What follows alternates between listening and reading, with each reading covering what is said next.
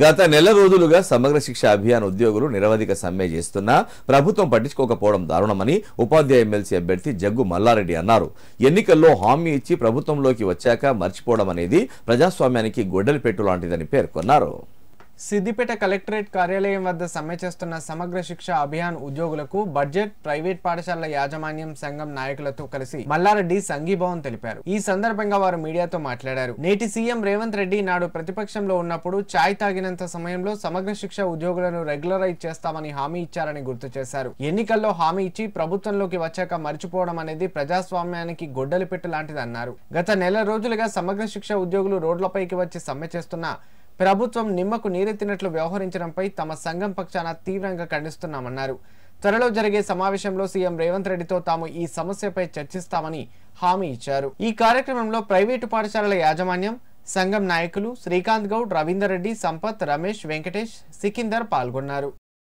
Budget private పాఠశాల యాజమాన్య సంఘం తరపున ఈరోజు సిద్దిపేట జిల్లా అసోసియేషన్ అంతా కూడా కలిసి వారికి ఉత్తేజం చేయడానికి, వారిని సంఘీభావం పరచడానికి, వారికి సంపూర్ణ మద్దతు ప్రకటించడానికి రావడం జరిగింది. వాస్తవానికి ప్రభుత్వానికి, విద్యా వ్యవస్థకు ఒక వారధి వ్యవస్థనే సమగ్ర శిక్ష ఉద్యోగులు. మరి ఇలాంటి ఉద్యోగులను పట్టించుకోకపోవడం చాలా దారుణం.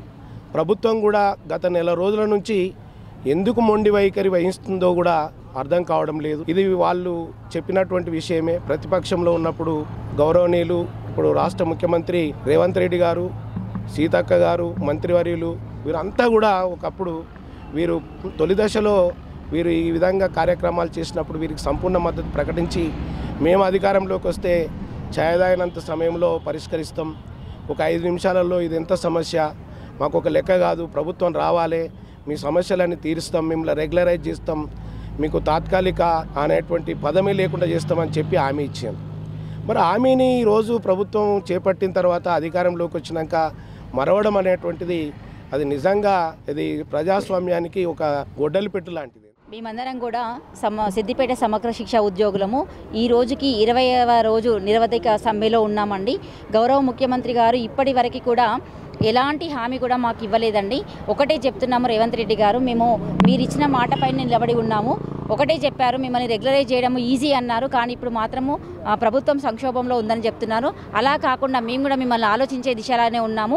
మాకు రెగ్యులరైజ్ చేయడము వీలు కాని పక్షంలో పే స్కేల్ ఇవ్వగలరని కోరుతున్నాము. ఆ పే స్కేల్ ఏ నెల నుంచి అమలు చేస్తారో మాకు దయచేసి చెప్పండి. లేకపోతే మాత్రం ఈ నిరోధక సమ్మలు ఇంకా ఉధృతమయ్యేటువంటి ఛాన్సెస్ ఎక్కువగా ఉన్నాయి. కాబట్టి దయచేసి మమ్మల్ని అర్థం చేసుకొని మీరు ఒక పేపర్ స్టేట్మెంట్ రూపంలో కావచ్చు, మీ వాయిస్ ద్వారా కానీ మాకు తెలియజేయగలని కోరుతున్నాం.